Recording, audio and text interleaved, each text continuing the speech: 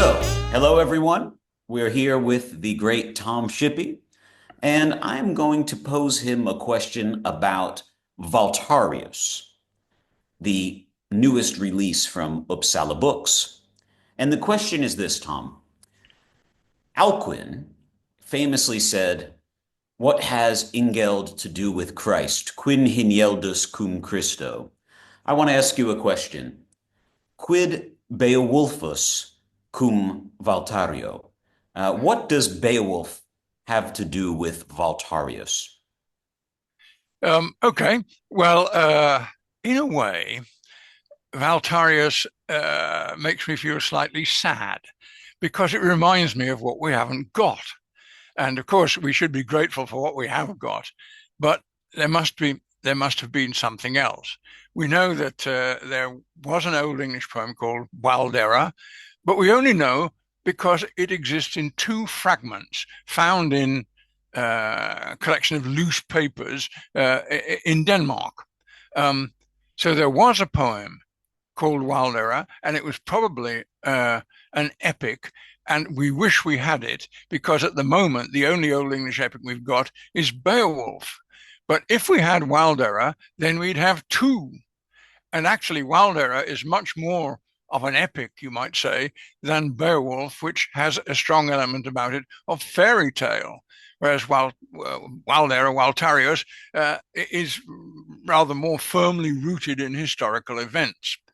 Well, so we wish we had the whole Waldera. We haven't got it. We've got the Waltarius instead, but that at least tells us the story. Now, there's another thing there, which is, why have we got these fragments of an Old English epic? Because some vandal cut up the bloody manuscript and used the paper for stiffening to stiffen a cover. So he obviously regarded this precious and vanished epic as waste paper. Well, I will merely call down vengeance upon his head and say, but funnily enough, there are obviously people who didn't feel like that because we have another fragmentary poem in Old English, the Finnsburg fragment, and this was apparently written on a leaf attached to a psalter.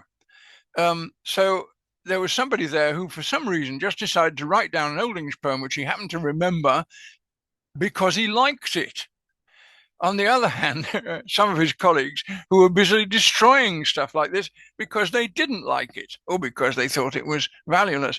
And strange enough, both of them are connected to psalters. One is added to a psalter and the other is used as stiffening for the cover of a psalter. And there's something kind of ironic about that. But you could say that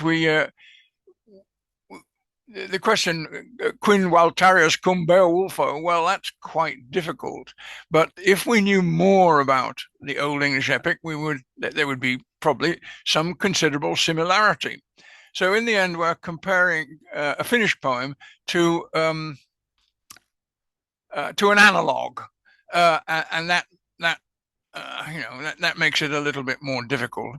But again, we have at least got the story, and we can consider that with regard to its various parallels and analogs. All right, Tom, do you think Tolkien read Waltarius? Is there any evidence that Tolkien might have read Waltarius? Does anything come to mind? Um, no, there isn't any evidence that I can recall, and I can look it up in places, but I don't think I've ever come across any reference. But on the other hand, I would never bet against Tolkien not having read anything. He had always read everything, as far as I can see, and I would say it was 10 to 1 he had read Waltarius. Um, so see if I can find any echoes of it anywhere, but I've never deliberately looked for that.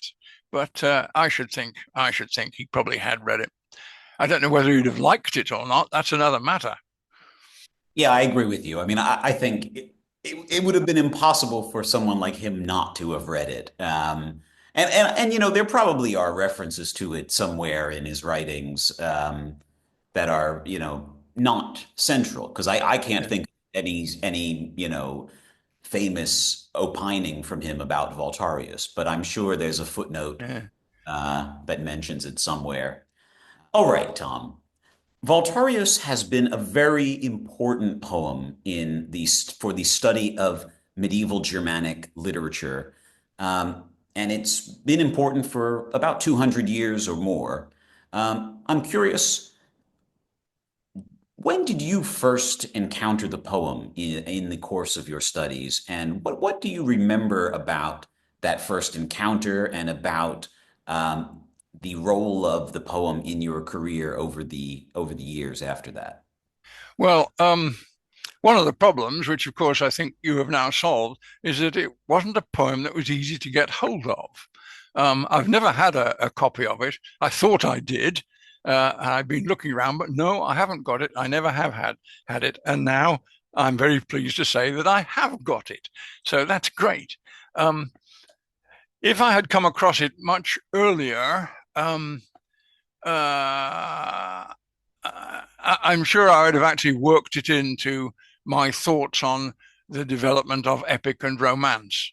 But just not having a copy handy, not being very familiar with the poem, I didn't do that. But it's been in my mind for a lot of time, and it's one of those books that I've been looking for because I'm trying to build up my Latin library. And I've got another beast epic, Isengrimus, which again I'm glad to have, part of the Roman de Renard series, and quite a lot of saints' lives. But the Waltarius is the best example of a Latin epic on a Germanic topic. Okay, Tom. One of your many classic works is the book Laughing Shall I Die, in which you discuss the grim sense of humor displayed by many a famous Viking. I wonder if you were to add a chapter on Voltarius to the book, what might you say?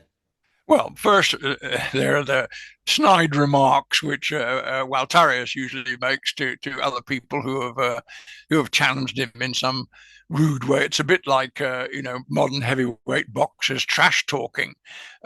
So that's quite funny in itself.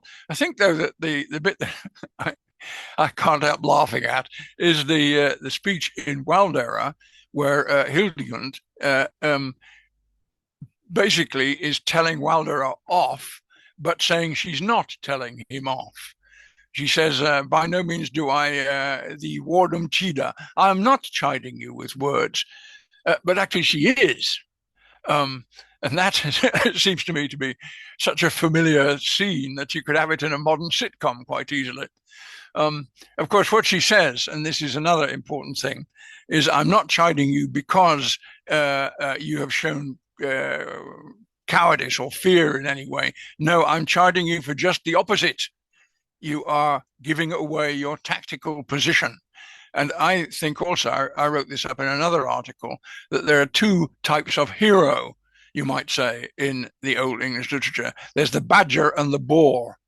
And heroes are always facing superior numbers, etc. And one of their tactics is to be a badger, and that is to go in your hole and bite everybody who tries to drag you out. So you retreat into the hall, you guard the doors of the hall, something like that. Um, and then there's the boar. The boar tactic is different. The boar rushes out and charges without fear of the consequences.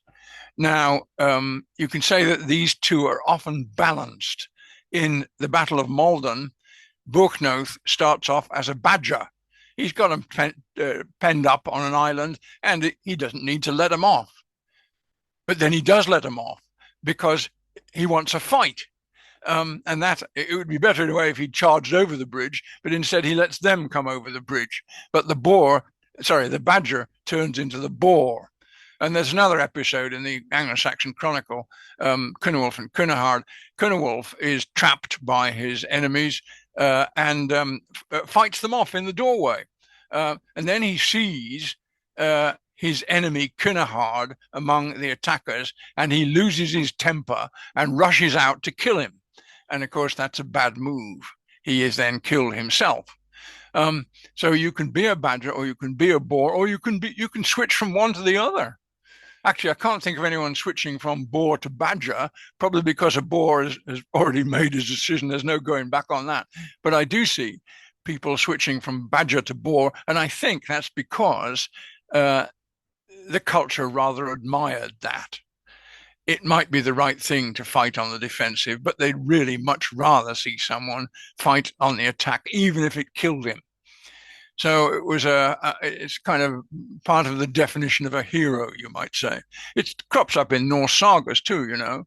At the end of Njal's saga, when Njal and his sons are in their hall and the burners are outside, Njal says, let's stay in the hall and we'll fight them off in the doorways. And Skarpedin says, no, let's charge out and have a go at them. And Njal says, no, no. Remember what trouble Gunnar of Hlithrendi caused staying in his hall and fighting. And Skarpedin says, yes, but he was fighting against honorable men who would not use fire, whereas these people, they'll burn us out. And I think that kind of situation where you have to decide whether to fire the hall or not is it's there in the Finnsburg story as well. Which do you do? Which tactic do you take? Which is best? Well, what can you say?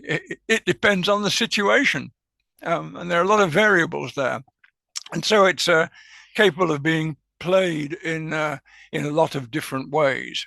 But in Waltharius, we can see that it's actually it's the classic badger situation. He's got into a narrow space. They can only come at him one at a time. What's the worst thing he can do? Lose his temper and charge out? Yes, well, that's what he is tempted to do, at least, and it's what his girlfriend is trying to discourage him from.